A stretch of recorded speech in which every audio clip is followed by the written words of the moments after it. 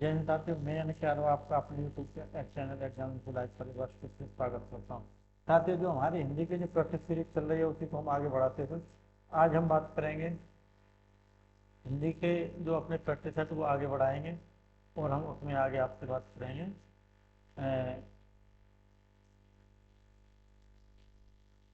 हमारा question number 1 है। Question से बात करते हैं कि निंदा निंदा शब्द दिया हुआ है आपका, उसका विलोम शब्द क्या है। तो प्यारे से साथियों, जो निंदा का जो विलोम शब्द है इसमें क्या है आपका स्तुति।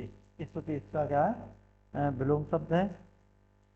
आगे बात करते हैं कि आपका क्वेश्चन नंबर 2 है, जो लोग भूल गए हैं लोग भूल गए हैं पर साहित्य अकादमी पुरस्कार पाने वाले कवि कौन है। यानी ये एक रचना है, इस रचना पर किसको साहित्य अकादमी पुरस्कार मिला था। तो प्यारे साथियों, आपको 1984 ईस्वी में, देखो मैंने आपको साहित्य अकादमी पुरस्कार करा भी चुका हूँ। तो 1984 ईस्वी में रघुवीर साय जी को ये पुरस्कार मिला था, रघुवीर साय जी को।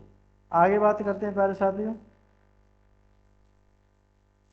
आगे बात करते हैं कि जो आपके गिरिजा कुमार माथुर जी हैं, गिरिजा कुमार माथुर और आपके कुमार नारायण जी को, इनको 1981 ईस्वी में ताप के ताये दिन के लिए यही पुरस्कार मिला है। आगे बात साथियों बात करते हैं क्वेश्चन नंबर 3 से। क्वेश्चन नंबर 3 है आपका कि जहां दो या दो से अधिक धातुओं का प्रयोग साथ साथ किया जाता है, यानी जब जहाँ पर दो या दो से अधिक धातु का प्रयोग साथ साथ यानी एक साथ किया जाता है, वह क्रिया क्या कहलाती है। तो प्यारे साथियों, क्रिया यानी जब दो या दो से अधिक धातुएं एक साथ करें तो वो हमारी क्रिया क्या कहलाती है, संयुक्त क्रिया कहलाती है। आगे आपका शब्द दिया हुआ है वधू उत्सव। वधू उत्सव का आपका संधि विच्छेद का क्या रूप होगा प्यारे साथियों। तो वधू उत्सव का इसमें जो संधि विच्छेद होगा वधूधन उत्सव, और इसके अंदर कौन सी संधि होगी आपकी, दीर्घ संधि होगी प्यारे साथियों। कौन सी संधि होगी, दीर्घ संधि इसके अंदर होगी। आगे बात करते हैं क्वेश्चन नंबर 5 में। क्वेश्चन नंबर 5 में है आपका वाक्य में काम करने वाले को क्या कहते हैं। जो वाक्य के अंदर काम करता है उसको हम क्या कहते हैं, कर्ता। वाक्य के अंदर जो काम करता है उससे हम क्या कहते हैं, कर्ता कहते हैं। आगे देखो कर दिया हुआ है, तो वाक्य में जिसकी सहायता से कार्य संपन्न होता है, जिसकी सहायता से कार्य संपन्न होता है उसको हम क्या कहते हैं, कर कहते हैं। जिसकी सहायता से कार्य संपन्न हो, सहायता से कार्य संपन्न होते हम क्या कहते हैं, कर्ण कहते हैं। वहीं कर्म की बात करें तो वाक्य में क्रिया के कार्य का फल जिस पर पड़ता है, यानी जो क्रिया का जो क्रिया करने के बाद जो फल जिसके ऊपर पड़ता है उसको क्या कहते हैं, कर्म कहते हैं। और क्रिया की बात करें तो क्रिया आपकी वही होती है, किसी कार्य के करने या होने का बोध कराने वाले शब्द को हम क्या कहते हैं, क्रिया कहते हैं। तो प्यारे साथियों, ये हमारे अब बात करते हैं हम क्वेश्चन नंबर 6 की। इसमें आपका अवधि भाषा का अन्य नाम, जो अवधि भाषा थी इसका अन्य नाम क्या है। तो अवधि भाषा थी इसका अन्य नाम क्या है, कोसली। कोसली इसका अन्य नाम है। अगर बात करें हम क्वेश्चन नंबर 7 की, क्वेश्चन नंबर 7 में निम्नलिखित में से सही वाक्य को पहचान कीजिए। तो श्री कृष्ण के अनेकों नाम है, श्री कृष्ण के अनेक नाम है, श्री कृष्ण को अनेकों नाम है, श्री कृष्ण का अनेक नाम है। तो प्यारे साथियों, इसका जो सही आंसर है वो हमारा क्या होगा, आंसर नंबर बी होगा। श्री कृष्ण के अनेक नाम है। तो इसमें जो मूल रूप है अनेक, अनेक शब्द पूछा गया है, वो अनेक शब्द आपका बहुवचन नहीं होता, अनेक शब्द आपका अनेक का बहुवचन अनेक ही रहता है। जिस प्रकार से आपका हस्ताक्षर आंसू नीचे बहुवचन बहुवचन ही रहते, उसी प्रकार से आपका अनेक का आपका अनेक ही रहता है। आगे बात करते हैं निम्न में से कौन सा विकल्प सुमेलित नहीं है। अब देखो अनुप्रास अलंकार की पहचान की बात करें, अनुप्रास अलंकार क्या कहता है, इसमें आपसे पूछ रहा है कि किसमें आपका सुमेलित नहीं है। क्या समान व्यंजनों की आवृत्ति होता है तो अनुप्रास अलंकार होता है। आगे बात करते हैं श्लेष में आपका है एक शब्द के दो या दो से अधिक अर्थ होते हैं, अर्थ निकलते हैं तो आपका श्लेष अलंकार निकलता है। सही बात है, एक शब्द की बात कर रहा है। आगे उत्प्रेक्षा में उपमेय में उपमान की भी कल्पना या संभावना प्रकट की जाती है, सही बात है एकदम। यहाँ संदेह, जहाँ उपमान में उपमेय का संदेह प्रकट किया जाता है वहाँ हमारा कौन सा संदेह अलंकार नहीं होता। तो जो हमारा आंसर है, आंसर हमारा क्या हो जाएगा, बी आंसर हमारा हो जाएगा। आगे बात करते हैं कार्य साथियों क्वेश्चन नंबर 9 की। 9 में आपको देखो सामासिक पद चुनिए, यानी निम्नलिखित में सामासिक पद चुनिए। इसके अंदर आपको क्या करना है, पद को बताना है। इसके अंदर देखो जो वायुवेग शब्द है, वायुवेग शब्द है, ये आपका सामासिक पद है, यानी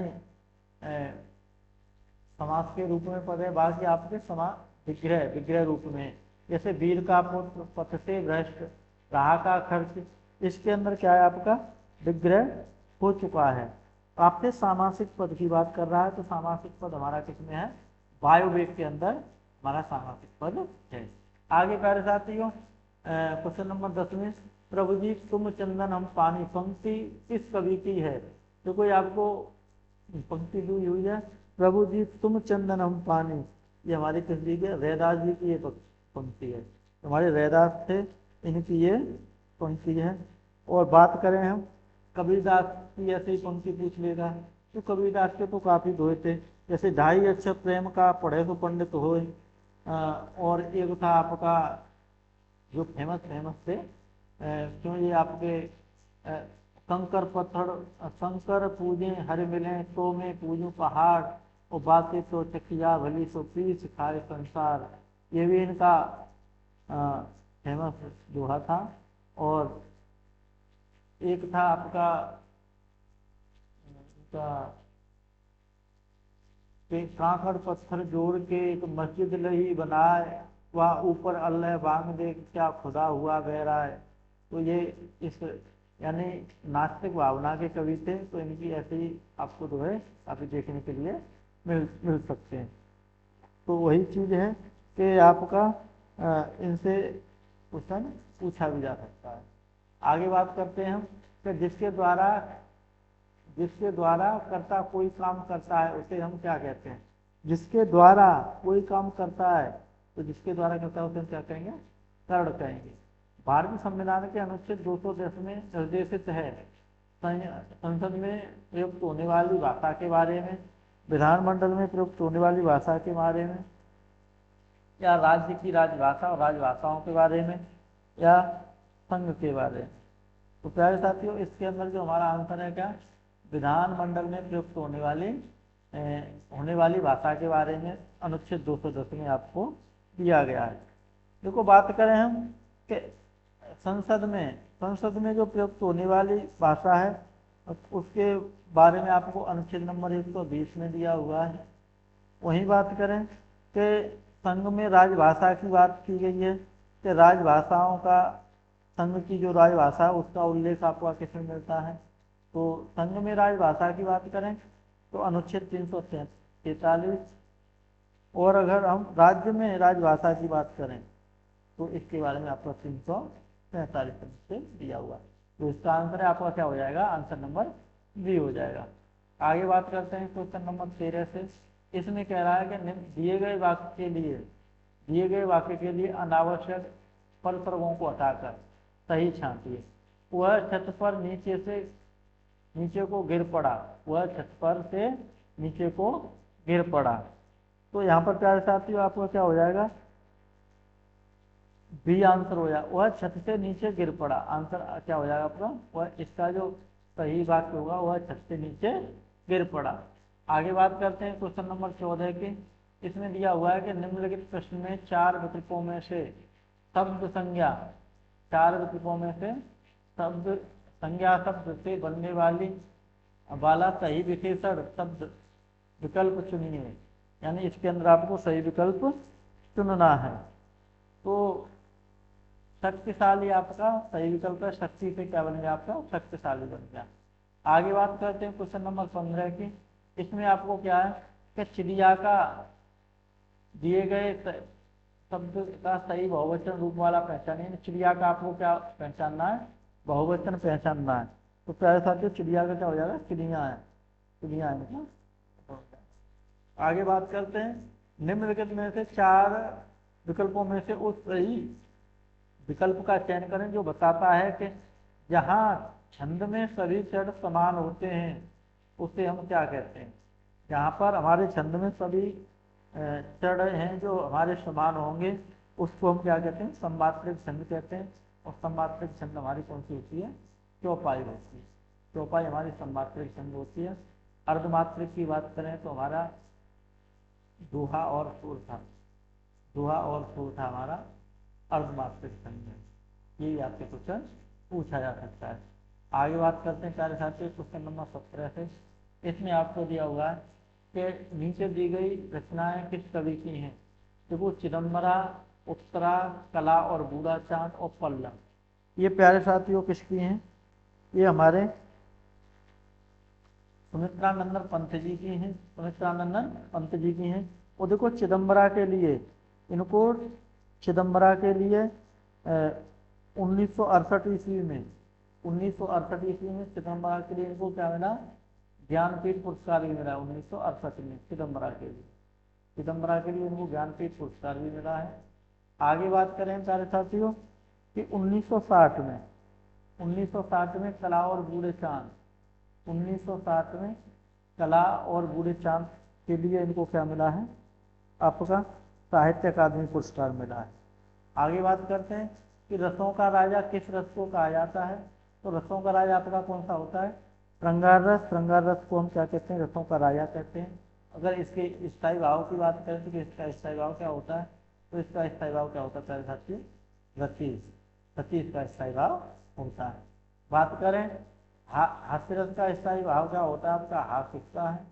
और करुण रस का क्या होता है, आपका शोक होता है, करुण रस का शोक होता है। और वीर रस का क्या होता है, आपका उत्साह होता है। वीर रस का आपका स्थायी भाव उत्साह होता है। आपके पुराने पेपरों में स्थायी भाव पूछे गए हैं।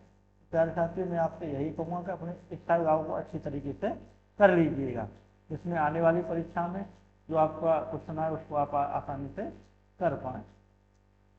आगे बात करते हैं क्वेश्चन नंबर 19 की। इसमें आपको 4 विकल्पों में से उस विकल्प का चयन करना है, चयन करें जो प्रत्यय से नहीं बना है। कौन सा शब्द प्रत्यय से नहीं बना है। तो प्यारे साथियों इसके अंदर जो बखूबी शब्द है, देखो इसमें खटास में भी है, चिकनाहट में भी है, चांदनी में भी है, बखूबी शब्द है इसके अंदर, ये आपका आंसर हो जाएगा। आगे बात करते हैं निम्नलिखित प्रश्न में वाक्य की संरचना के आधार पर उनके भेद बताइए।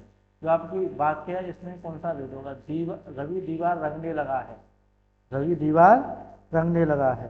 तो प्यारे साथियों इसमें आपकी क्या है, देखो 2 क्रिया है, एक तो रंगना और एक देखो लगना।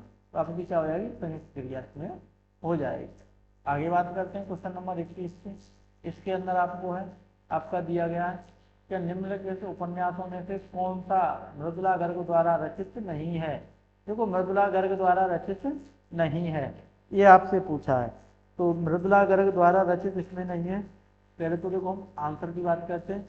रुकोगी नहीं राधिका, रुकोगी नहीं राधिका ये उषा जी ने लिखा था, उषा प्रियंवदा इसकी राइटर थे, उषा प्रियंवदा। और आगे बात करें कि बाकी जो चितकोबरा उसके हिस्से की धूप में और मैं, ये भी इन्होंने लिखा। और देखो इनकी एक बड़ा अच्छी रचना थी, इनकी एक अच्छी रचना थी कठगुलाब। कठगुलाब रचना के लिए इनको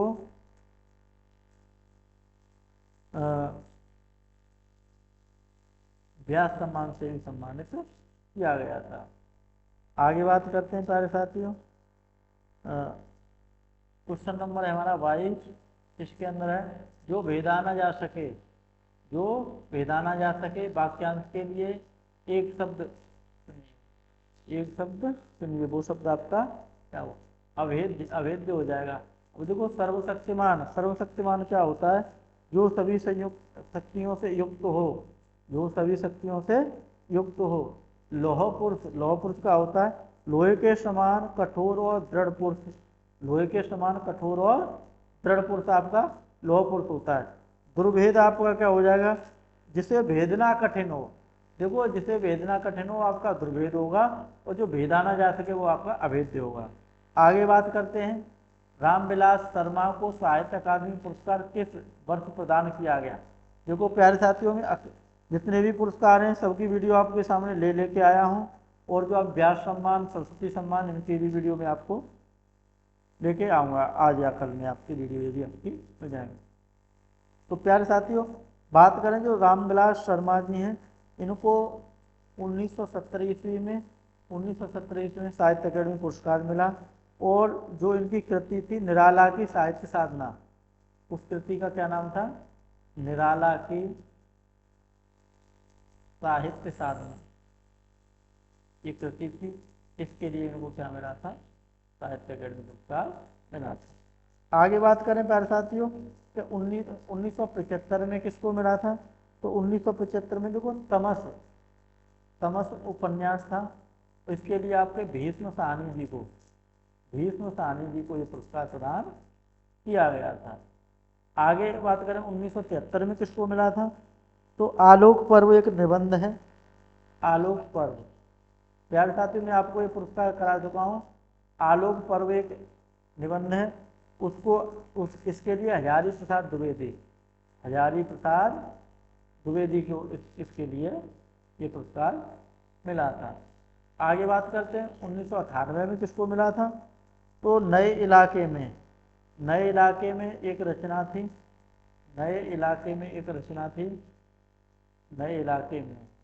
और ये रचना किसकी थी, अरुण कमल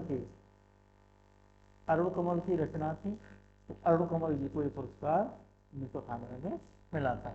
प्यारे साथियों अगर पेपर टफ होता है तो यही होगा कि अगर वो साहित्य के अंदर जाएगा, और आप व्यास सम्मान, साहित्य अकादमी पुरस्कार, ज्ञानपीठ पुरस्कार, इन सब को कर लीजिए, और जिन जिन सन में जिसको मिला है उसको आप अच्छी तरीके से कर लीजिए। और मैं भी देखो आपको इसी वजह से इन चीज़ों को कराता जा रहा हूँ। आगे आपका दिया हुआ है शब्द कुमार शब्द का स्त्रीलिंग शब्द पूछा है।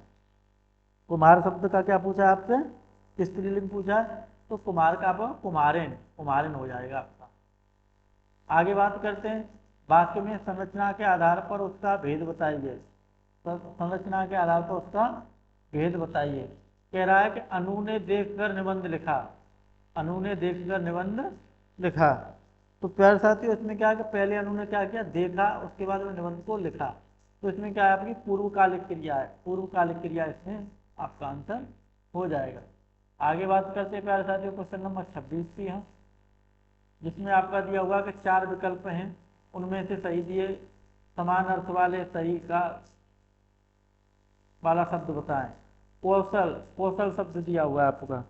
तो प्यारे साथियों कौशल शब्द का आंसर हो जाता है हमारा दक्षता हमारा इसका आंसर क्या हो जाएगा, दक्षता हो जाएगा। क्वेश्चन नंबर 27 है। क्वेश्चन नंबर 27 में सभी मिलकर स्कूल जाता है वो शुद्ध रूप कीजिए। तो सभी मिलकर स्कूल जाते हैं, आपका क्या हो जाएगा, तो बी और सी आपके सेम है, तो बी और सी में से आपका एक आंसर हो जाएगा। सभी मिलकर स्कूल जाते हैं, आपका आंसर ठीक हो जाएगा या बी हो जाएगा। आगे बात करते हैं प्यारे साथियों क्वेश्चन नंबर 28 की। इसमें मैं रोज पढ़ता हूँ वाक्य में क्रिया विशेषण का भेद है। देखो इसमें मैं रोज पढ़ता हूँ क्या कह रहा है, मैं रोजाना पढ़ता हूँ। तो इसमें क्या है, रोजाना क्या काल बता रहा है, कालवाचक क्रिया विशेषण। धातु कहते हैं, धातु हम किसे कहते हैं, तो क्रिया के मूल रूप को हम क्या कहते हैं प्यारे साथियों, धातु कहते हैं। आगे कह रहा है क्वेश्चन नंबर आपका है 30, व्याकरण में काल का क्या अर्थ है।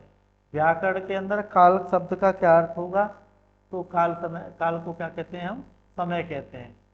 आगे है आपका क्वेश्चन नंबर 31, इसमें है निम्न में कौन सा स्त्रीलिंग शब्द, निम्न में से कौन सा शब्द पुल्लिंग है। देखो भवदिया, साध्वी, दिव्या, ये आपके क्या है, स्त्रीलिंग है। आंसर प्यारे साथियों हमारा क्या हो जाएगा, डी हो जाएगा। देखो संचालिका, इसका आपका संचालिका हो जाएगा।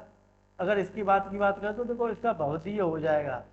डिबिया, डिबिया है, डिबिया का आपका क्या होता है, डिब्बा, डिब्बा हो जाएगा। वहीं साध्वी, साध्वी का आपका क्या हो जाएगा पहले साथ में, साधु, साधु, इसका आपका साधु हो जाएगा। आगे देखो तपस्वी, तपस्वी का स्त्रीलिंग रूप होगा, तो तपस्वी का स्त्रीलिंग रूप क्या होगा आपका, तपस्विनी, तपस्विनी इसका स्त्रीलिंग शब्द हो जाएगा।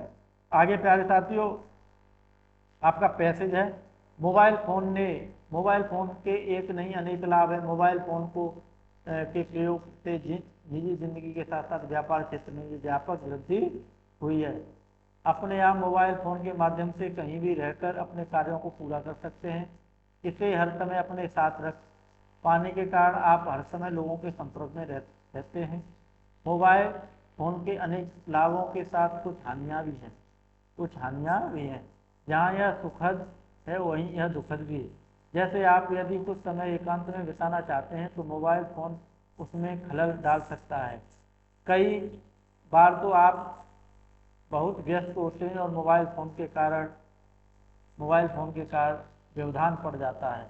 मोबाइल फोन का हर वक्त साथ रहना जहाँ लाभकारी है वहीं यह एक वक्त साथ रहना जहाँ लाभकारी है वहीं यह परेशानियों का भी कारण बन सकता है। लेकिन हर सिक्के के दो पहलू होते हैं। अगर हमें मोबाइल फोन के लाभ उठाने हैं तो कुछ परेशानियां भी उठानी पड़ेगी। वैसे मोबाइल फोन के प्रयोग से हमें लाभ भी अधिक हैं, बस हमें इसके प्रयोग से कुछ सावधानियां अवश्य बरतनी चाहिए। आगे बात करते हैं कि कार्य के संदर्भ में मोबाइल की फोन की क्या उपयोगिता है। हम कहीं भी रहकर अपना कार्य पूर्ण कर सकते हैं। देखो खूब बातें करना तो कार्य नहीं है, नेट का कुशल प्रयोग कर सकना ये भी नहीं है, पैसे का लेन देन होता तो है लेकिन हमारे पैसे के अनुसार हमारा क्या कह रहा है कि कहीं भी रहकर कार्य को पूर्ण कर सकना। आगे बात कहते हैं कि मोबाइल फोन जहाँ सुखद है वहीं दुखद भी है। ये शब्द भी आपका आया था कि मोबाइल फोन जहाँ सुखद है वहां पर आपका दुखद भी है, तो आपका आंसर नंबर सी हो जाएगा। आगे बात करते हैं प्यारे साथियों क्वेश्चन नंबर 35 की। व्यस्तता की स्थिति में मोबाइल फोन के कारण क्या हो जाता है, लाभ हो जाता है, सहायता मिल जाती है, आराम मिल जाता है, व्यवधान उत्पन्न हो जाता है। तो प्यारे साथियों क्या हो जाता है आपका, व्यवधान उत्पन्न हो जाता है। आगे बात करते हैं क्वेश्चन नंबर 36 है आपका, गद्यांश का उचित शीर्षक क्या होगा। गद्यांश का उचित शीर्षक हमारा क्या होगा कि मोबाइल फोन की हानि, हमारा मोबाइल फोन या मोबाइल फोन, केवल हमारा मोबाइल फोन इसका आंसर शीर्षक हो सकता है। मोबाइल फोन के प्रयोग में सावधानी बरतने से क्या होगा, लाभ होगा, हानि होगी, धन प्राप्ति होगी या परेशानी होगी।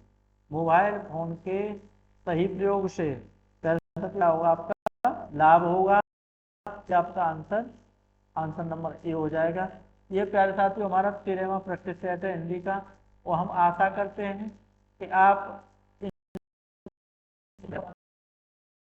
देखने के लिए परीक्षा अवश्य मिलेगा। ये हमारा 13वां प्रैक्टिस सेट है, और अगर हिंदी कितनी भी अच्छी आती है मैं अच्छे से 32 प्लस आप करके आओगे। इस चीज़ का आपको अनुभव तब होगा जब आप पेपर देंगे, और पेपर देने के बाद आपको ये चीज़ पता चलेगी कि जो हमारी हिंदी की क्लास है ये हमारे लिए कितनी महत्वपूर्ण थी और कितनी हमको लाभदायक रही है। प्यारे साथियों आपके पास समय इतना अधिक नहीं है, तो मैं यही कहूँगा जो भी आप YouTube पे पढ़ाई करें वो थोड़ी तेज़ी में करें, जिससे आपका कम समय में ज़्यादा से ज़्यादा आप चीज़ों को अपने पास कर पाएँ। प्यारे साथियों यही हम कहेंगे, और रीजनिंग और हिंदी पर विशेष ध्यान दें। देखो रीजनिंग और हिंदी में बार बार आपसे इसी बात पर जोर दे रहा हूँ कि रीजनिंग और हिंदी आपके सिलेक्शन में बहुत ही अहम भूमिका निभाएगी। ये ना कहें कि इतनी जल्दी मतलब हिंदी में हमारा ये स्कोर हो जाएगा, ये स्कोर हो जाएगा। प्यारे साथियों हिंदी में स्कोर करने के लिए मेहनत करनी पड़ेगी।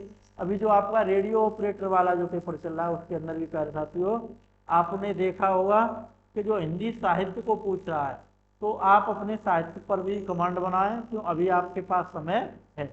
आप अगर एक एक दो दो घंटे भी अगर हिंदी को दोगे तब भी आप अपने पेपर में अच्छे मार्क्स प्रदान कर पाओगे। तो साथियों हम यही आशा करते हैं कि आप अपनी तैयारी को बनाए रखें अच्छी तरीके से, जिस हिसाब से आपकी तैयारी चल रही है उसी हिसाब से रीजनिंग और हिंदी पर भी ध्यान दें। मैथ और रीजनिंग को ज़्यादा से ज़्यादा आप जो अपना प्रैक्टिस सेट खरीदे हैं उससे करने की कोशिश करें, और जो टॉपिक आपसे नहीं हो पा रहा है या जिसको टॉपिक से बार बार आपकी गलतियां आ रही हैं उस टॉपिक पर आप अपना काम करें। प्यारे साथियों, आगे हम यही कहेंगे कि आप अपनी तैयारी को बरकरार बनाए रखें। हमारी तरफ से यही आपके लिए दुआएं रहेंगी, और अब उससे तैयारी के साथ साथ अपने स्वास्थ्य पर भी विशेष ध्यान दें। क्यों लास्ट समय पर क्या होता है, बच्चे की तबीयत गड़बड़ा जाती है तो वहाँ पर काफ़ी परेशानियां उठानी पड़ती हैं। तो प्यारे साथियों, जय हिंद, जय भारत।